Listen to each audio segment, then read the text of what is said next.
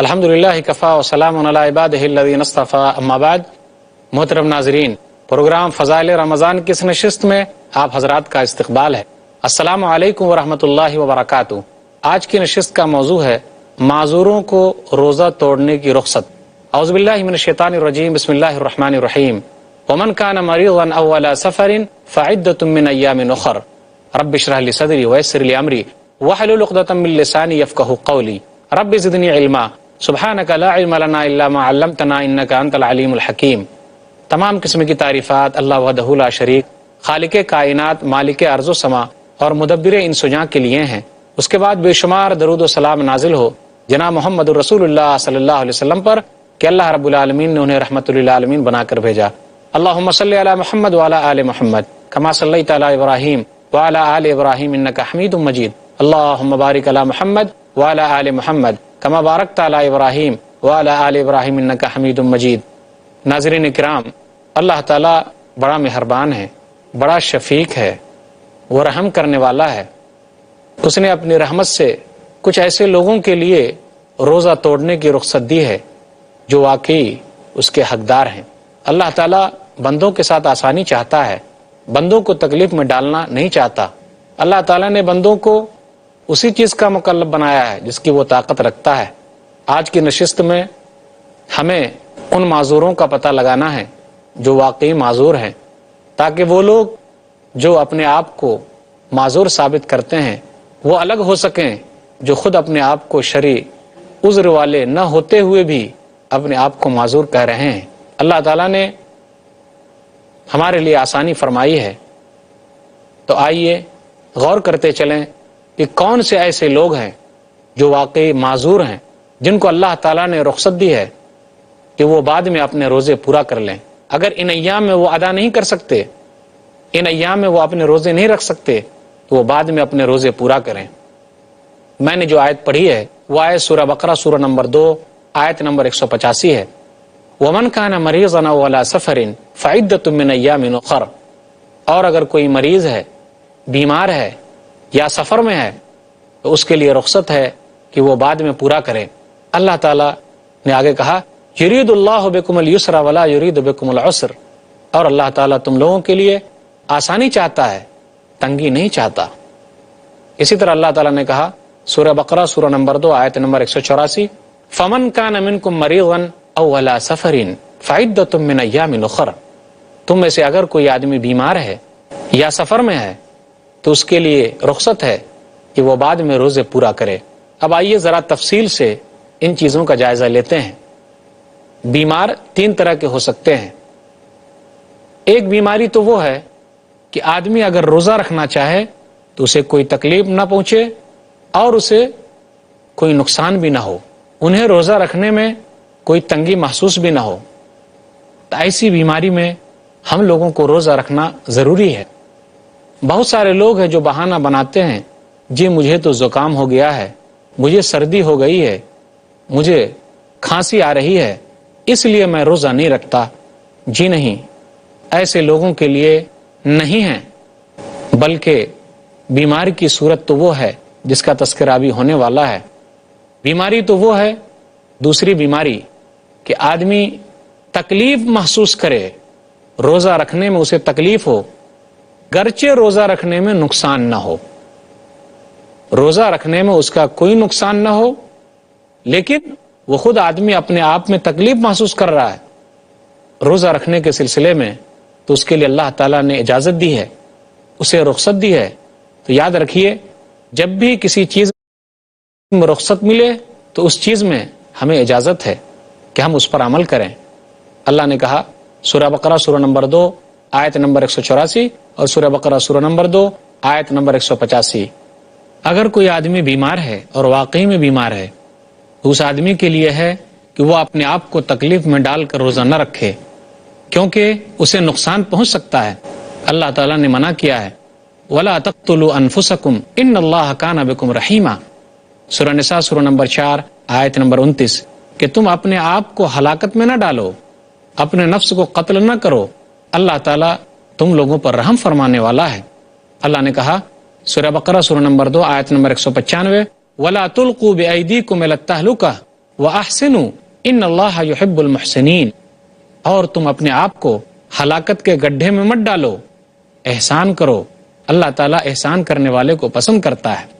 تو بیماری میں 3 طرح کے لوگ سامنے آئے۔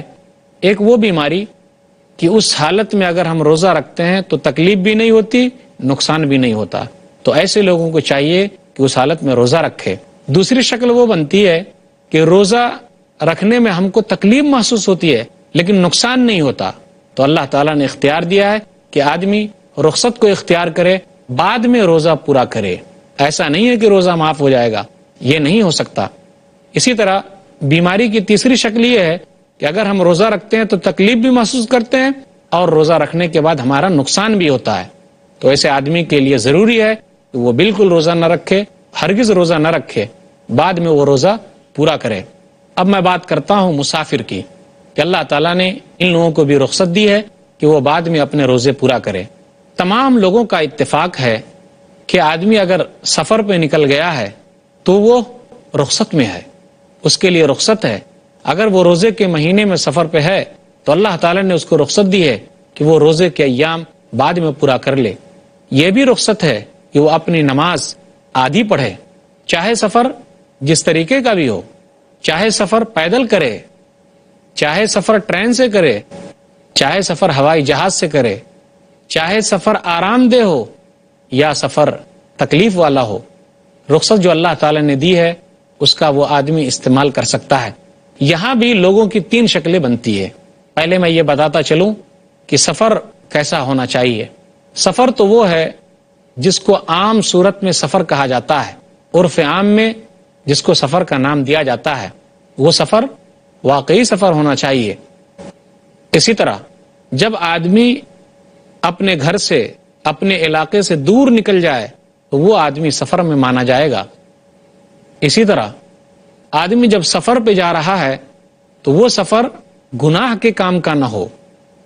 جمہور علماء کا قول یہ ہے کہ اگر گناہ کے کام کے لیے وہ سفر کر رہا ہے تو ایسے لوگوں کے لیے رخصت نہیں ہے۔ سفر کی ایک شکل یہ بھی ہے کہ آدمی روزے کے ڈر سے بھاگتے ہوئے سفر پہ جا رہا ہے، کیونکہ اللہ تعالیٰ نے مسافر کو جو چھوٹ دی ہے وہ اس چھوٹ سے بچنا چاہتا ہے، تو ایسے لوگوں کو بھی مسافر نہیں کہہ سکتے، کیونکہ وہ اسلام کے ایک اہم رکن سے چھٹکارا حاصل کرنے کے لیے فائدہ اٹھا رہا ہے۔ اس کی نیت وہ ہے، اور نیت کے بارے میں ہم جان چکے ہیں، جیسی نیت ویسی برکت، ویسا ہی پھل ملنے والا ہے، جیسا کہ صحیح بخاری کی حدیث ہے۔ صحیح بخاری کتاب بدل الوحی، کتاب نمبر 1، باب نمبر 1، حدیث نمبر 1، عمر رضی اللہ تعالیٰ عنہ اس حدیث کے راوی ہیں، انما الاعمال بالنیات وانما لکل امرئ ما نوی، کہ عملوں کا دار و مدار نیتوں پر ہے، اور ہر آدمی کے لیے اتنا ہی ہے جتنا کہ اس نے نیت کی ہے۔ اس لیے آدمی کو چاہیے کہ روزے سے بچنے کے لیے سفر نہ کرے، تو اس کو سفر نہیں مانا جائے گا۔ اب میں یہ بتاؤں کہ مسافر کی 3 حالتیں ہوتی ہیں۔ اگر کوئی آدمی سفر میں ہے، روزہ رکھنے میں اسے تکلیف ہو یا روزہ رکھنے میں اسے تکلیف نہ ہو، یہ بات یاد رکھیے کہ اللہ تعالیٰ نے اس کو رخصت دی ہے، اس کو اجازت دی ہے، وہ آدمی معذور ہے، چاہے تو روزہ رکھے، چاہے تو روزہ بعد میں پورا کرے، لیکن رخصت پر عمل کرتا ہے تو اس کے لیے فائدے کی چیز ہے، اور اگر عمل نہیں کرتا، اس کو تکلیف نہیں ہوتی ہے، تو وہ روزہ رکھ بھی سکتا ہے، کیونکہ دونوں طریقے کا عمل ثابت ہے۔ اللہ تعالیٰ نے مسافر کے بارے میں کہا، سورہ بقرہ سورہ نمبر 2 آیت نمبر 185، اور آگے اللہ نے کہا یرید اللہ بکم اليسر ولا یرید بکم العسر، اللہ تعالیٰ تم لوگوں کے ساتھ آسانی چاہتا ہے، تنگی بالکل نہیں چاہتا۔ نبی صلی اللہ علیہ وسلم سے یہ بھی ثابت ہے، ابو درداء رضی اللہ تعالیٰ عنہ بیان کرتے ہیں، صحیح بخاری کتاب الصوم کتاب نمبر 30 حدیث نمبر 1945، خرجنا مع رسول اللہ صلی اللہ علیہ وسلم فی بعض اسفارہ یوم الحر، کہ ہم لوگ رسول اللہ صلی اللہ علیہ وسلم کے ساتھ بعض سفر میں نکلے گرمی کے دنوں میں، یہاں تک کہ آدمی اپنے ہاتھ کو اپنے سر پر من شدت الحر، گرمی کی وجہ سے رکھے ہوا تھا۔ ابو درداء رضی اللہ تعالیٰ عنہ کہتے ہیں کہ ہم لوگوں میں سے صرف نبی صلی اللہ علیہ وسلم روزے دار تھے اور عبداللہ بن رواحہ رضی اللہ تعالیٰ عنہ روزے دار تھے۔ تو اس حدیث سے یہ پتا چلا کہ سفر کی حالت میں اگر تنگی محسوس نہ ہو تو تو آدمی روزہ بھی رکھ سکتا ہے، جیسا کہ رسول اللہ صلی اللہ علیہ وسلم نے روزہ رکھا اور عبداللہ بن رواحہ رضی اللہ تعالیٰ عنہ نے روزہ رکھا۔ محترم ناظرین، عنوان معذوروں کو روزہ توڑنے کی رخصت، اس پر گفتگو ہوتی رہے گی، انشاءاللہ پھر ملیں گے چھوٹے سے وقفے۔ محترم ناظرین، السلام علیکم ورحمۃ اللہ وبرکاتہ۔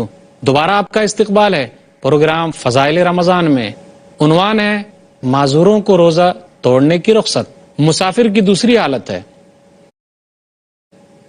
اگر کوئی آدمی سفر میں روزہ رکھتا ہے تو اس کے لیے تکلیف ہے، لیکن روزہ چھوڑ دیتا ہے تو اس کے لیے آسانی ہے۔ تو آدمی کے لیے ضروری ہے کہ بغیر روزے کے رہے۔ صحیح بخاری کتاب الجہاد والسیر، کتاب نمبر 56، حدیث نمبر 2890۔ انس رضی اللہ تعالیٰ عنہ کہتے ہیں کہ ہم لوگ نبی صلی اللہ علیہ وسلم کے ساتھ سفر میں نکلے تو جو لوگ ہم میں سے روزہ دار تھے ان لوگوں نے کچھ کام نہیں کیا، یعنی جو روزے سے تھے ان لوگوں نے کچھ بھی کام نہیں کیا، اور جو لوگ روزے سے نہیں تھے ان لوگوں نے کام کیا، کافی محنت کی۔ نبی صلی اللہ علیہ وسلم کو جب پتا چلا تو نبی صلی اللہ علیہ وسلم نے کہا ذهب المفطرون بالاجر، جو لوگ افطار کیے ہوئے ہیں بغیر روزے سے ہیں، اجر میں ثواب میں آگے نکل گئے۔ تو سفر میں اللہ تعالیٰ نے ہم کو جو رخصت دی تھی، اگر ہمارے لیے ہے کہ روزہ نہ رکھیں تو فائدہ زیادہ ہے، تو ہمیں چاہیے کہ روزہ نہ رکھیں، بعد میں روزہ پورا کر لیں، کیونکہ اللہ تعالیٰ نے ایسے لوگوں کو رخصت دی ہے اور یہ لوگ معذور مانے جاتے ہیں۔ تبھی تو نبی صلی اللہ علیہ وسلم نے تعریف کی ان لوگوں کی کہ ذهب المفطرون اليوم بالاجر، آج جن لوگوں نے روزہ نہیں رکھا وہ لوگ بدلے کے اعتبار سے آگے نکل گئے، اور جو لوگ روزہ رکھے ہوئے ہیں سفر میں ہیں لیکن کچھ کام نہیں کر رہے ہیں، فائدہ کیا ہوا؟ یہاں فائدہ ان لوگوں کا ہے جو روزہ نہ رکھ کر کام کر رہے ہیں اور سفر میں ہیں، اللہ کی رخصت کا فائدہ اٹھا رہے ہیں۔ سفر کی ایک تیسری صورت ہے انتہائی تکلیف دہ سفر ہو، انتہائی مشقت بھرا سفر ہو، کافی تکلیف آدمی محسوس کرے لیکن پھر بھی وہ زبردستی روزہ رکھے ہوا ہے، تو ایسا روزہ رکھنا صحیح نہیں ہے۔ نبی صلی اللہ علیہ وسلم نے منع کیا ہے۔ صحیح بخاری کتاب الصوم، کتاب نمبر 30، حدیث نمبر 1946۔ جابر بن عبداللہ رضی اللہ تعالیٰ عنہ کہتے ہیں کہ ایک آدمی کو سب لوگ سائے کے نیچے گھیرے ہوئے تھے، تو نبی نے پوچھ لیا یہ کون ہے بھائی؟ لوگوں نے کہا فلاں آدمی روزے دار ہیں جو بے ہوش ہو گئے ہیں، اب لوگ ان کو پنکھا جل رہے ہیں، یعنی ان کو سایہ دیے ہوئے ہیں۔ تو نبی صلی اللہ علیہ وسلم نے ایسے روزے دار کی تعریف نہیں کی۔ نبی نے کہا لیس من البر الصیام فی السفر، سفر کی حالت میں روزہ رکھنا نیکی نہیں ہے۔ ارے اس حالت میں کہ لوگ گھیرے ہوئے ہیں، پریشان حال ہے، گرمی سے اس کا حال برا ہو رہا ہے، وہ خود تکلیف محسوس کر رہا ہے، دوسرے تمام لوگوں کو اپنے میں مشغول رکھے ہوا ہے، تو ایسا سفر میں روزہ رکھنا صحیح نہیں ہے۔ لیس من البر الصیام فی السفر، سفر میں ایسے لوگوں کے لیے روزہ رکھنا نیکی نہیں ہے۔ اسی طرح ایک مسئلہ اور بھی نکلتا ہے کہ آدمی اگر سفر سے واپس آئے اور روزہ نہیں ہے لیکن دن کا کچھ وقت باقی ہے، تو تقویٰ کی چیز تو یہ ہے کہ آدمی اس حالت میں ویسے ہی رہ جائے تاکہ دنوں کا احترام ہو جائے اور دوسرے لوگ جو روزہ دار ہیں اس کا بھی احترام ہو جائے۔ پھر اسی طرح اگر کوئی پاگل آدمی صحیح ہو جائے، عورت حیض سے پاک ہو جائے، بچہ جوان ہو جائے، تو جتنا وقت باقی ہے دن کا، اس باقی دنوں میں پورے دن میں جو حصہ باقی ہے، جتنا گھنٹہ باقی ہے، باقی دنوں میں وہ لوگ بغیر کھائے پیے رہے، یہ زیادہ اچھی چیز ہے۔ لیکن اگر کوئی کھا پی لے تو اس میں کوئی حرج کی بات نہیں ہے۔ معذور کون لوگ ہیں؟ معذور ایک بیمار تھے، معذور ایک مسافر ہیں، معذور ایک بیمار ہیں، وہ لوگ بھی معذور ہیں۔ خاص طور پہ تذکرہ ہو رہا ہے کن کا؟ ان عورتوں کا جن کو حیض آتا ہے، وہ بھی معذور ہے۔ وہ عورتیں جو رمضان کے مہینے میں نفاس سے ہو جاتی ہیں وہ بھی معذور ہیں۔ رمضان کے مہینوں میں حائضہ عورت کے لیے ہے کہ وہ اپنے روزے بعد میں پورا کرے، روزے نہ رکھے۔ بہت ساری عورتیں ایسی ہیں جو مسئلے مسائل نہ جاننے کی وجہ سے اس حالت میں بھی روزہ رکھے ہوئے رہتی ہے، ان کا روزہ نہیں ہوگا کیونکہ وہ معذور کہلا رہی ہیں۔ وہ چیز اللہ تعالیٰ نے عورتوں کے لیے رکھی ہے، وہ اللہ کی حکمت ہے۔ اور اللہ ہی بہتر جانتا ہے۔ ابو الزناد کا قول ہے، صحیح بخاری کتاب الصوم کتاب نمبر 30 باب نمبر 41 باب الحائض باب نمبر 41 کے اندر ابو الزناد کہتے ہیں ان السنن ووجوه الحق لتأتي كثيرا على خلاف الرأي فما يجد المسلمون بدا من اتباعها من ذلك ان الحائض تقضي الصيام ولا تقضي الصلاة۔ حیض کی حالت میں جتنے دنوں تک عورت کا روزہ چھوٹ گیا ہے وہ اتنے روزے بعد میں پورا کرے گی، لیکن جتنی نمازیں ان کی چھٹی ہے وہ نمازیں نہیں پڑھے گی۔ ابو زناد کہتے ہیں سنت میں بہت ساری چیز ایسی ملتی ہے، آدمی کے لیے ہے کہ وہ سنت کی اتباع کرتے ہوئے ان باتوں کو مان لے۔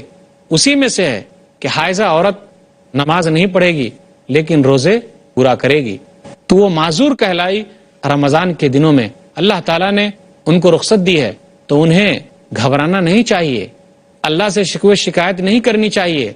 اللہ تعالیٰ نے آدم علیہ الصلوۃ والسلام کی لڑکیوں پر، ان کی عورتوں پر اس طریقے کی جو چیز رکھی ہے وہ اللہ کی حکمت ہے اور اللہ ہی بہتر جانتا ہے۔ سلف صالحین، امہات المومنین اور سلف صالحین کی عورتیں اس پر صبر کرتی تھی، ان لوگوں نے کوئی دوائیوں کا استعمال نہیں کیا۔